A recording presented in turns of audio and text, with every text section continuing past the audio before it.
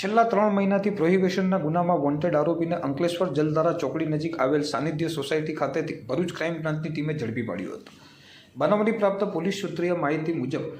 જિલ્લા પોલીસ અધિક્ષક મયુર ચાવડા દ્વારા ભરૂચ જિલ્લામાં નાસ્તા ફરતા તથા વોન્ટેડ તથા પેરોલ જમ્પના આરોપીઓને ઝડપી પાડવા અસરકારક અને પરિણામલક્ષી કામગીરી કરવા આપેલ સૂચના આધારે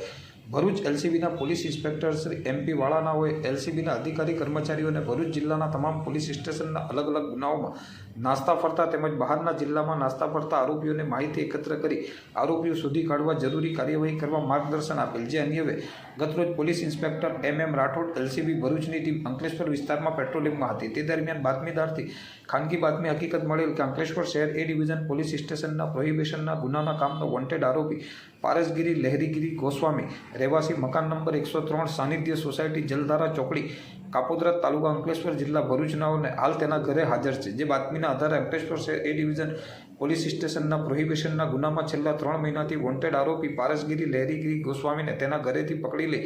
BNSS એક્ટની સંલગ્ન કલમો મુજબ કાર્યવાહી કરી વધુ તપાસ અર્થે અંકલેશ્વર શહેર એ ડિવિઝન પોલીસ સ્ટેશન ખાતે સોંપવામાં આવ્યો હતો.